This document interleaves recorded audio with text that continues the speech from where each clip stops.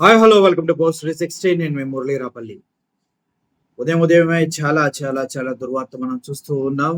సింహాచలం చందనోత్సవంలో అపశృతి జరిగింది. ఎప్పటి వరకు ఎప్పుడూ లేని రీతిలో వర్షాల కారణంగా రిటైనింగ్ వాల్ కూలి ఆ శిథిలాల కింద దగ్గర దగ్గర 7 నుంచి 8 మంది మరణించినట్టుగా వార్తలు వస్తూ ఉన్నాయి. ఇప్పటి వరకు ఎప్పుడు సింహాచలంలో ఎటువంటి అపశృతులు జరగలేదు. ఫర్ ద ఫస్ట్ టైం సింహాచలంలో జరిగినటువంటి ఈ అపశృతిని చూస్తుంటే చాలా చాలా బాధేస్తుంది.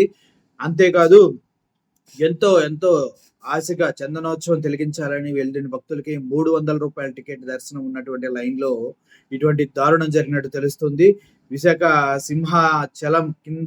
సింహాచలంలో రిటైనింగ్ వాల్ కింద పడి చనిపోయిన భక్తులు ఇప్పటికే 8 మంది కాగా తీస్తున్న కొద్ది భక్తులు మరణించి దొరుకుతూ ఉన్నట్టుగా తెలుస్తుంది. అంతేకాదు కొంతమంది ఆ శిథిలాలపైన ఎక్కి చూస్తూ ఉంటే ఆ శిథిలాల కిందే చనిపోయి పడి ఉన్నవారు ఉన్నారంటూ అక్కడున్న పోలీసులు కూడా అరుస్తూ రే దిగండ్రా దాని కిందే ఉన్నారు, మీరు నిలబడ్డ దగ్గరే మనుషులు ఉన్నారంటూ అరవడం కూడా మనం క్లియర్ గా కొన్ని విజువల్స్ లో అయితే చూడొచ్చు. మొత్తానికి ఇప్పటి వరకు ఎప్పుడు లేని రీతిలో అపశృతి సింహాచలంలో జరగడం అనేది ఆలోచించదగ్గ విషయమే. ఎందుకంటే ఎవరైతే ఈ ఘటనకు కారణమయ్యారో, ఎవరైతే దీనికి బాధ్యత వహిస్తారో అన్నది ఇప్పటి వరకు తెలియదు. అంతేకాదు చంద్రబాబు నాయుడు గారు కూడా తన ట్విట్టర్ అకౌంట్ ద్వారా జరిగినటువంటి దారుణాన్ని ఆయన అడ్రస్ చేయడం జరిగింది. ఒకసారి రిటర్నింగ్ వాళ్ళు ఆ విజువల్స్ ఒకసారి చూడండి మీరు.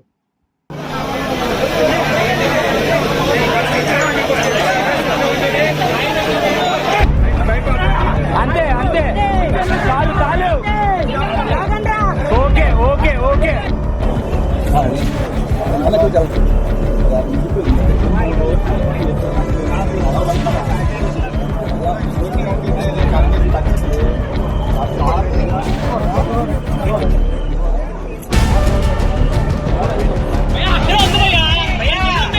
మీరు నించున్న దగ్గర మనుషులు ఉన్నారన్నా. ఇక్కడ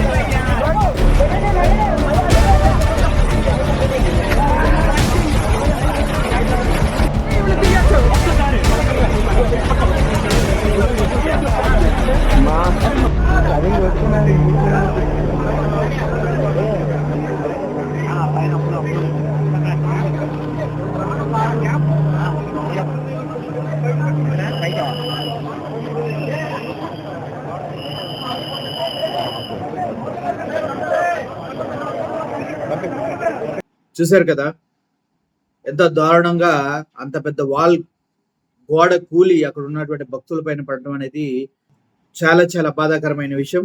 చంద్రబాబు నాయుడు గారు కూడా ట్వీట్ చేశారు. దాన్ని ఒకసారి చదివి వినిపిస్తారు మీకోసం.